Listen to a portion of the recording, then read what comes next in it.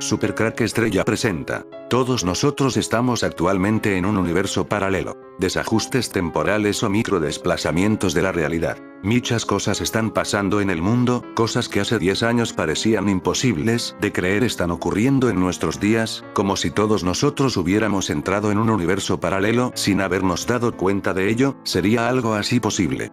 Miles de personas aseguran haber vivido el momento inquietante en que un objeto desaparece y luego vuelve a aparecer sin razón aparente.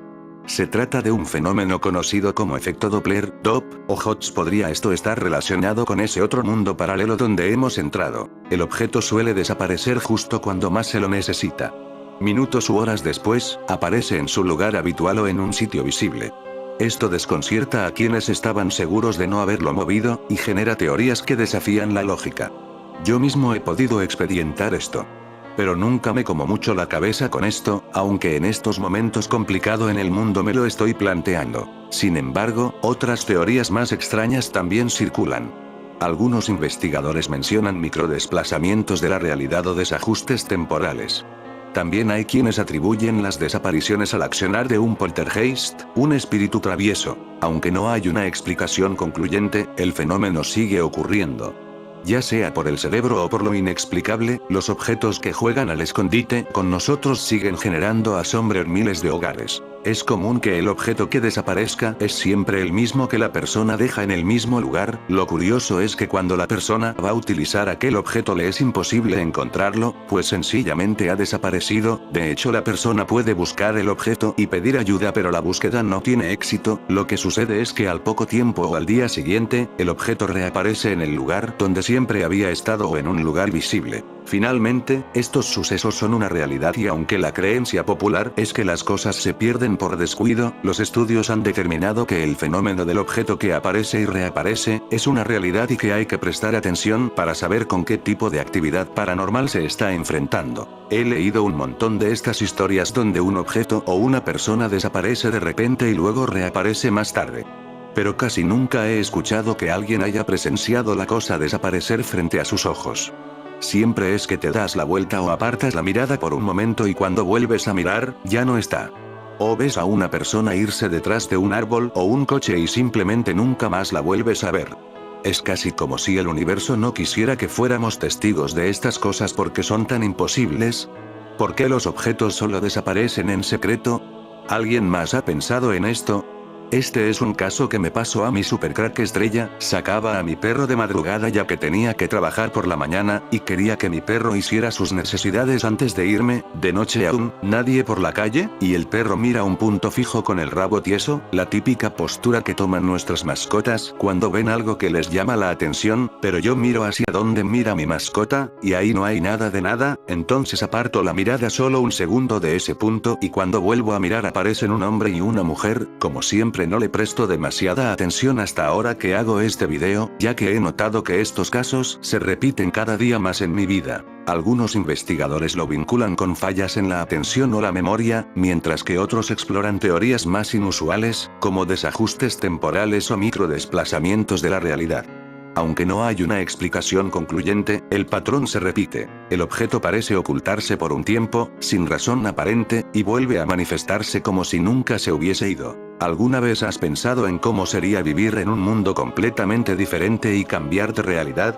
Gracias a un fenómeno conocido como reality shifting, muchas personas lo están haciendo. El reality shifting, RS, es una actividad mental emergente, principalmente entre la generación postmillennial, que consiste en la experiencia de visitar universos alternativos, mayormente ficticios, Somer y otros, 2021. Después de la pandemia de COVID-19, este fenómeno ha ganado mucha popularidad en plataformas como TikTok, Reddit, YouTube y Wattpad, y ha acumulado más de 1,8 mil millones de visualizaciones online de adolescentes y jóvenes adultos. La persona, con algunas técnicas, desplaza su conciencia de su realidad actual, CR, a su realidad deseada, DR, mediante una mezcla de pasajes que incluye visualizaciones, frases evocadoras, meditación y técnicas similares al sueño lúcido. Esta realidad deseada puede ser lo que la persona anhele, incluso mundos imaginarios como el universo de Avatar. A partir de esta breve descripción, ya podemos entender que el reality shifting puede resultar una herramienta peligrosa si no conocemos su lógica y, sobre todo, si antes no intentamos tomar conciencia de nosotros mismos y de la cosa y las circunstancias de las que estamos intentando alejarnos, al igual que pedir apoyo. La realidad simulada es la proposición que sugiere que la realidad podría ser una simulación, quizás por ordenador, a un grado indistinguible de la verdadera realidad. Contendría mentes conscientes que podrían saber o no que están viviendo dentro de una simulación. En su versión más fuerte, la hipótesis de simulación afirma que es posible, e incluso probable, que estemos viviendo en realidad en dicha simulación. Este concepto es diferente del concepto actual de realidad virtual, tecnológicamente alcanzable. La realidad virtual es fácilmente distinguible de la experiencia de verdadera realidad. Los participantes nunca dudan acerca de la naturaleza de lo que experimentan. La realidad simulada, en cambio, sería difícil o imposible de distinguir de la verdadera realidad. La idea de una realidad simulada abarca varias cuestiones. Es posible, incluso por principio, decir si estamos en una realidad simulada.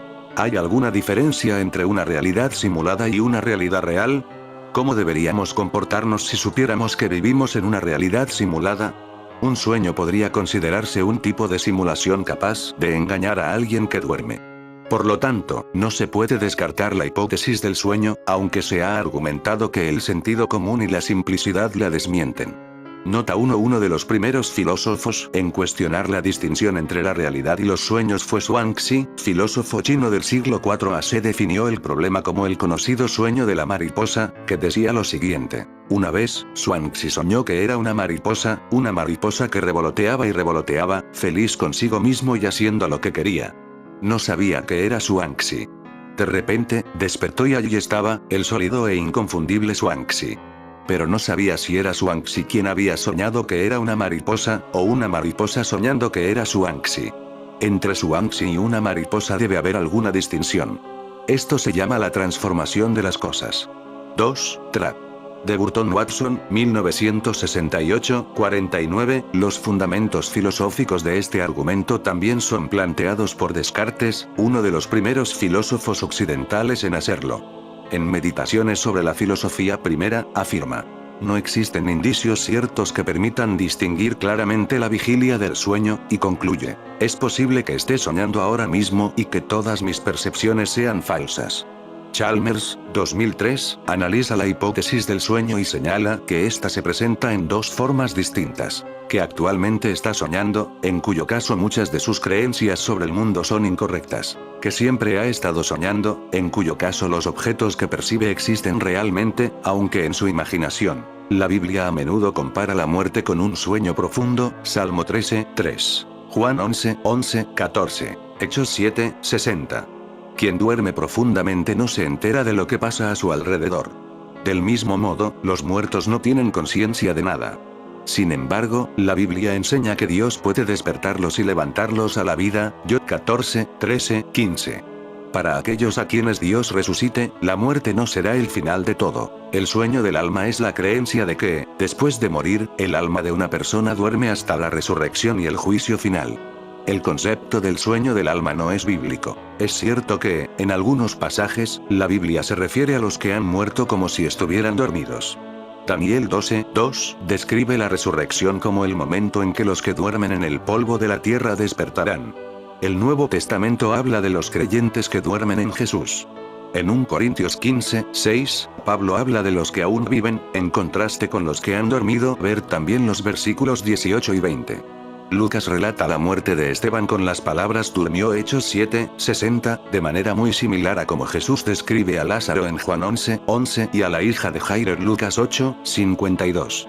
Por lo tanto, para quienes esperan una resurrección, el sueño es una metáfora de la muerte. Uno de los milagros más significativos de Jesús registrados en la Biblia fue la resurrección de Lázaro de entre los muertos, Juan 11. Lázaro llevaba 4 días muerto cuando Jesús lo resucitó.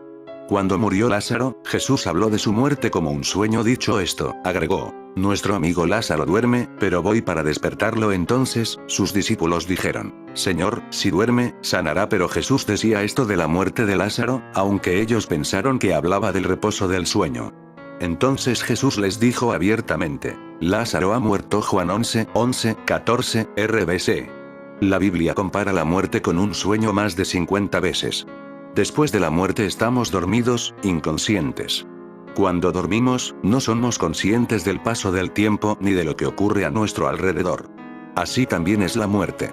La Biblia dice: ciertamente, los que viven saben que un día morirán. Pero los muertos nada saben ni nada esperan, porque su memoria queda en el olvido. La idea de que los seres humanos viven en una realidad simulada apareció por primera vez en la historia El túnel bajo el mundo, de Frederik Pohl, publicada en 1955, y fue expandida por el roboticista Hans Moravec. Más tarde, el filósofo Nick Bostrom desarrolló un argumento ampliado, examinando la probabilidad de que nuestra realidad sea un simulacro. En la historia de Pohl, el protagonista se entera de que ha muerto en la realidad, pero su conciencia vive en una realidad simulada diseñada para probar estrategias de mercado para los simuladores. Moravec fue el primero en decir que los humanos podían recrear el pasado a través de una simulación muy avanzada en su libro de divulgación científica Mind Children, The Future of Robot and Human Intelligence, 1988. Subsecuentemente, arguyó que nosotros mismos podemos estar viviendo en una simulación en su contribución a Thinking Robots, An Our Internet, and Cyberpunk Librarians, 1992, que fue preparada para la LITA, Librarian Information Technology Association. En su segundo libro, Robot, Mere Machine to Transcendent Mind, 1999, Moravec reitera su creencia de que probablemente vivimos en una simulación. Argumento de Nick Bostrom. 10 años después de que Moravec publicara el argumento de la simulación, y 3 años después de su actualización en el segundo libro de divulgación científica, el filósofo Nick Bostrom investigó la posibilidad de que estemos viviendo en una simulación. Una versión simplificada de su argumento procede como sigue. Y es posible que una civilización pueda crear una simulación computarizada que contenga individuos con inteligencia artificial. Y dicha civilización probablemente ejecutaría muchas, algunos dicen que miles de millones, de esas simulaciones, solo por diversión, para investigación, etc. Y un individuo simulado dentro de la simulación no sabría necesariamente que está dentro de una simulación, vive su vida diaria en lo que considera que es el mundo real. Entonces la pregunta crucial es, si uno acepta que las tesis 1, 2 y 3 son al menos posibles, ¿cuál de las siguientes es más probable? ¿A somos esa civilización que desarrolla simulaciones de IA y que no está dentro de una a su vez? ¿O, B, somos una de las muchas, miles de millones, de las simulaciones que ha ejecutado? Recordar el punto y. Para mayores detalles, su argumento intenta probar la tricotomía de que alguna raza inteligente nunca llegará al nivel tecnológico donde puedan ejecutar simulaciones de la realidad, o esto es imposible en principio, o razas que lleguen a ese nivel no tienden a ejecutar dichas simulaciones, o estamos casi seguramente viviendo en una simulación como esa. El argumento de Bostrom utiliza la premisa de que dada tecnología lo suficientemente avanzada, es posible simular en su totalidad planetas habitados o aún hábitats mayores o aún universos enteros como simulaciones cuánticas en bolsillos de tiempo/espacio, incluyendo a toda la gente en ellos, en un computador, y la gente simulada puede ser totalmente consciente, y hay tantas personas como gente no simulada. Un caso particular que se ilustra en el ensayo original propone el escenario donde asumimos que la raza humana podría llegar a ese nivel tecnológico sin destruirse ellos mismos en el proceso, y negamos la primera hipótesis. Y una vez que hemos alcanzado dicho nivel todavía estaríamos interesados en la historia, el pasado y nuestros ancestros, y que no habría restricciones legales o morales para ejecutar dichas simulaciones, negamos la segunda hipótesis. Entonces, es probable que ejecutemos un número muy grande de las llamadas simulaciones de ancestros para estudiar nuestro pasado, y que, en el mismo razonamiento, muchas de esas simulaciones también ejecuten subsimulaciones, y de ahí en adelante. Y dado el hecho de que ahora es imposible decir si vivimos en una del vasto número de simulaciones del universo ancestro original, la probabilidad es que lo anterior es cierto. Suposiciones como la de que la raza humana, u otra especie inteligente, podría llegar a ese nivel tecnológico sin destruirse a ellos mismos depende del valor de la ecuación de Drake, que da el número de especies tecnológicas que se comunican por medio de ondas de radio en una galaxia en un momento dado del tiempo. La ecuación expandida busca el número de civilizaciones posthumanas que existirán en cualquier universo dado. Si el promedio para todos los universos, reales o simulados, es mayor o igual a 1, dicha civilización que existiría en la historia de cada universo, entonces la probabilidad es abrumadora a favor de la proposición de que la civilización promedio está en una simulación, asumiendo que dichos universos simulados son posibles y tales civilizaciones desearían ejecutarlas. ¿Qué es el CERN?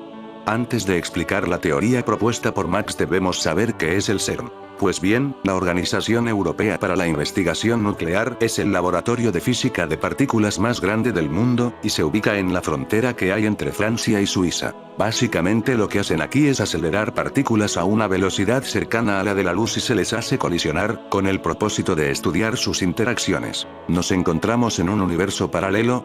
Esto es lo que cree Max, pues él plantea que el CERN destruyó nuestro universo y nosotros ahora nos encontramos en un universo paralelo, el cual se ubicaba muy próximo al anterior.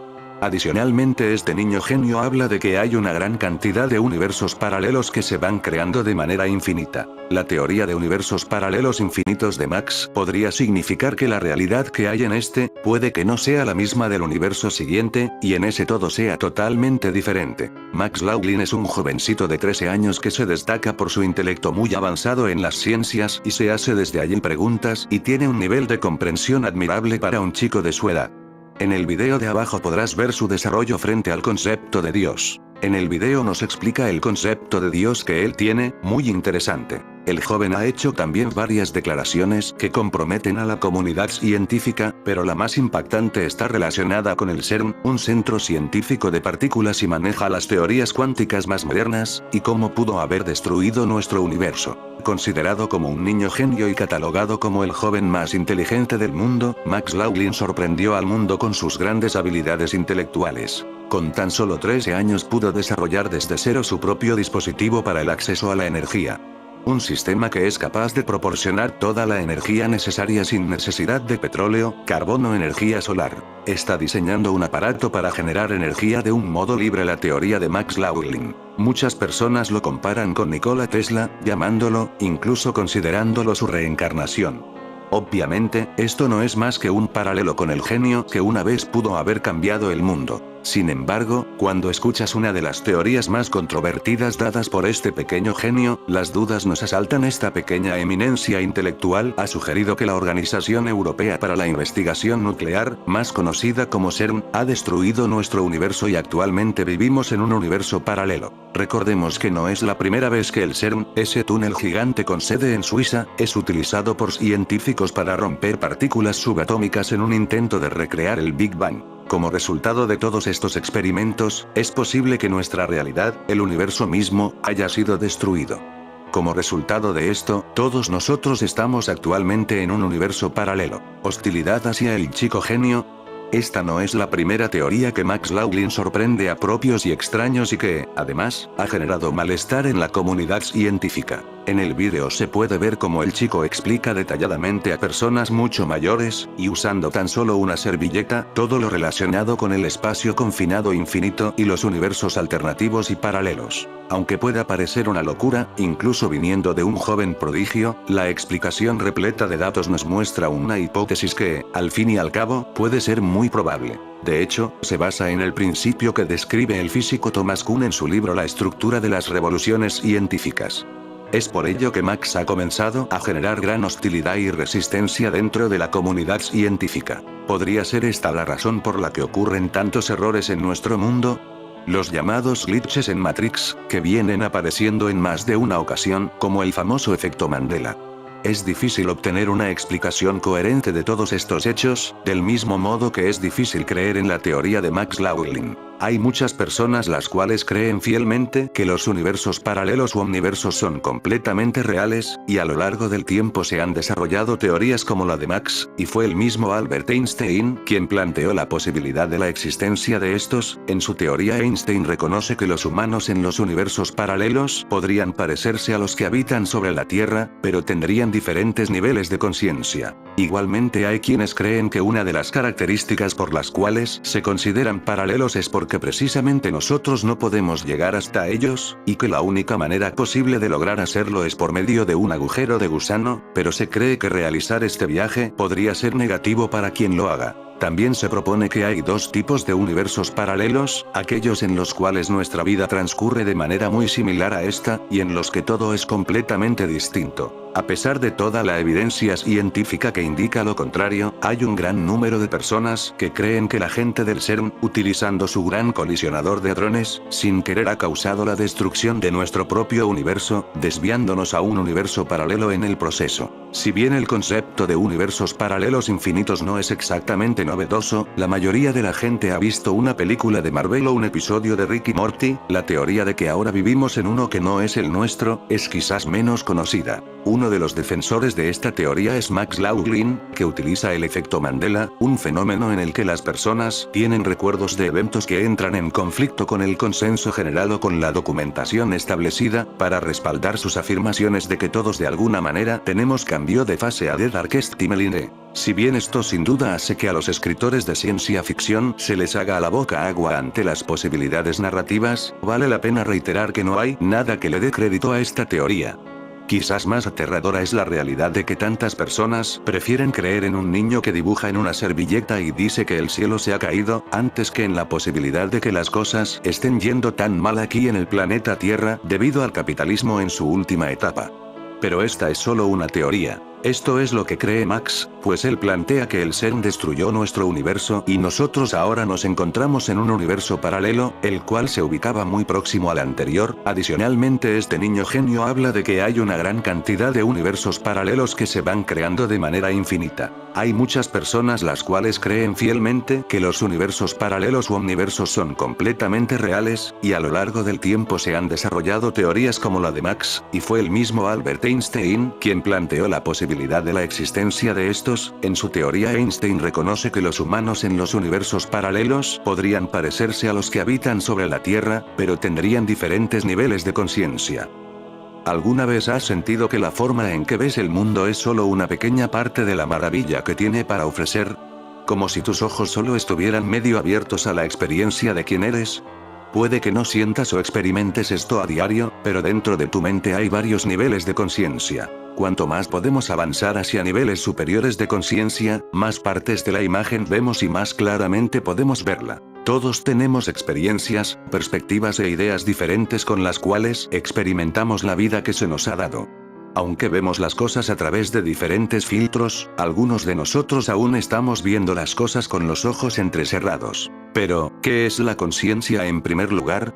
Desafortunadamente, la mayoría de nosotros todavía lo considera algo inherentemente binario. O estás consciente o estás inconsciente, estás despierto o estás dormido, puedes ver y escuchar lo que sucede a tu alrededor, o no puedes. La verdad es, sin embargo, que la conciencia es mucho más compleja que esto. De hecho, cada subcomponente de este supuesto sistema binario es en sí mismo compuesto por muchos subcomponentes diferentes. Cada nivel de conciencia tiene algo único que decir acerca de sí mismo, al igual que las diversas estructuras de la mente inconsciente. Como puedes ver, entender adecuadamente el alcance completo de la conciencia puede convertirse rápidamente en una tarea un tanto complicada. Sin embargo, de manera directamente sinónima, entender y utilizar la diferencia entre cada nivel de conciencia es, de hecho, bastante simple. Esto se debe en gran parte al hecho de que en su núcleo, la conciencia es realmente solo conciencia. Bueno, para ser justos, es una conciencia de la conciencia. Lo cual, por sí mismo, es un tema complicado, y hablaremos un poco más sobre los niveles de conciencia en el artículo. Una conciencia de tu lugar en el universo, de lo que te hace único y de lo que específicamente tienes para ofrecer. A medida que luego hablemos sobre cómo aprovechar tu verdadero potencial y trascender esta escalera vibratoria hacia cada nuevo nivel de conciencia, nos daremos cuenta de que todo comienza aquí, con el desarrollo de tu conciencia. En este artículo hablaremos sobre cómo la conciencia se puede dividir en dos partes diferentes, espiritual y psicológica, y cubriremos los siguientes temas para una comprensión más completa. Vamos directo al grano. Los 7 niveles espirituales de conciencia. Existen dos divisiones de los niveles espirituales de conciencia: estados promedio de la experiencia consciente y estados iluminados de conciencia. Cada ser humano consciente en esta tierra ha experimentado los primeros 3 niveles. Estos son: 1.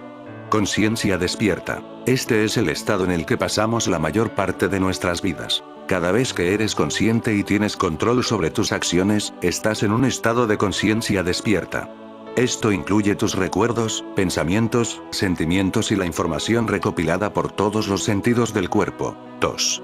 Sueño profundo. La completa quietud y descanso de estar inconsciente es el estado de sueño profundo. Experimentas esto como una falta de información o recuerdos. Cuando estamos durmiendo o inconscientes, estamos en un estado que va más allá de nuestros recuerdos y experiencias personales. 3. Estado de sueño. Reconocemos este estado por las experiencias fugaces y abstractas de los sueños. A menudo recordamos solo fragmentos de este estado, aunque la realidad de esta experiencia puede sentirse bastante auténtica. Este estado se atribuye a menudo al estado subconsciente de la mente. Los últimos 4 estados a menudo se obtienen o se ganan a través de la exploración de la mente subconsciente. Prácticas continuas de artes espirituales como la meditación, la oración o la atención plena son las causas comunes de estos estados de experiencia. Sin embargo, a veces estos estados aparecen a través de ciertos acontecimientos en la vida, como epifanías o realizaciones repentinas. Estos son: 4. Conciencia trascendental. Es el silenciamiento de todos los sentidos mientras se está completamente consciente. La capacidad de silenciar el caos de todos los sentidos y el abrumador clamor de la mente es una habilidad poderosa en la búsqueda de la iluminación. Al apaciguar todos los sentidos del cuerpo y de la mente, eres libre de conectarte, sin distracciones, con el espíritu. 5. Conciencia cósmica. Este estado se considera a menudo como la disociación del ego. Comienzas a darte cuenta de que lo que pensabas que era tu ser no lo es. Te das cuenta de que eres mucho más grande de lo que tienes, haces, piensas o del papel que desempeñas en el mundo. Comienzas a conectar con el ser eterno en ti. Las cosas que antes te importaban tanto comienzan a desvanecerse, junto con todos los problemas más grandes que pensabas que tenías. 6. Conciencia de Dios. Este estado de ser se describe en una palabra: dicha. Comienzas a sentir una conexión profunda y cálida con todo lo que te rodea al adoptar esta conciencia. Filtras tu percepción a través de la alegría y el amor, ya que tu corazón está lleno y abierto. Tu mente es la luz brillante y solo ves la radiación pura del amor a través de cada persona y cosa en el mundo. 7. Conciencia de unidad. Ves todo como uno y ya no hay tú, sino más bien, un nosotros. Había una vez una separación de sí mismo, nosotros, ellos y ello, pero ahora solo puedes ver una energía fluyendo en diferentes formas. Has encontrado una asociación completa con todo. Te das cuenta de que solo hay una conciencia. Lao Glin explica que constantemente se está creando un universo paralelo infinito y que existe un universo en el que Dios existe y Dios lo es todo. Luego continúa diciendo que, si hay un número infinito de universos paralelos, puede haber un universo en el que Dios no existe o en el que Dios es aún más poderoso. Este sería el mundo que las élites satánicas nos quieren llevar, otro mundo paralelo sin la presencia de Dios, donde los humanos seremos esclavizados al límite. Lao Glin da un ejemplo de Dios que puede crear una piedra que no se puede levantar. Si esto fuera cierto, entonces Dios mismo no sería capaz de levantar esa piedra. Por otro lado, si Dios es el Todopoderoso, entonces tal vez podría levantarla como podría hacer cualquier cosa. Entonces esto se convierte en una paradoja. En física, las teorías sobre el éter propusieron la existencia de un medio, una sustancia o un campo que llena el espacio y que serviría como medio de transmisión para la propagación de las fuerzas electromagnéticas o gravitacionales. Desde el desarrollo de la teoría de la relatividad especial, las teorías que utilizan un éter sustancial dejaron de usarse en la física moderna y han sido reemplazadas por modelos más abstractos.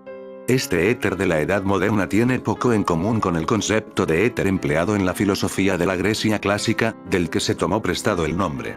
Las diversas teorías encarnan las distintas concepciones del éter como medio de propagación o como sustancia. Éter, Dios y diablo. En los tiempos de la mejora humana, la ciencia comienza a tener el poder de modificar la naturaleza humana, una encrucijada de tal densidad que merece poder para doblegar a otros seres humanos. Los éteres se inventaron para que los planetas nadaran en ellos, para constituir atmósferas eléctricas y efluvios magnéticos, para comunicar sensaciones de una parte de nuestros cuerpos a otra, y así, hasta que todo el espacio había sido ocupado 3 o 4 veces con éteres.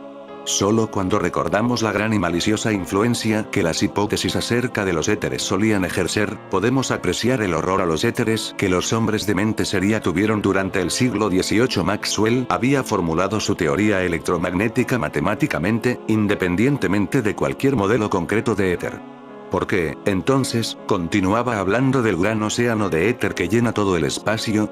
Porque para Maxwell era impensable que pudiesen existir vibraciones sin que exista algo que vibre, u ondas sin un medio. Por otra parte estaba el hecho de que el concepto de acción a distancia, presente en Newton y en la electrodinámica de Ampere, véase de los campos, era algo que para los físicos de la segunda mitad del 19 era absurdo. ¿Cómo podía un objeto ejercer una fuerza sobre otro alejado de él si no había algo que transmitiese esa fuerza?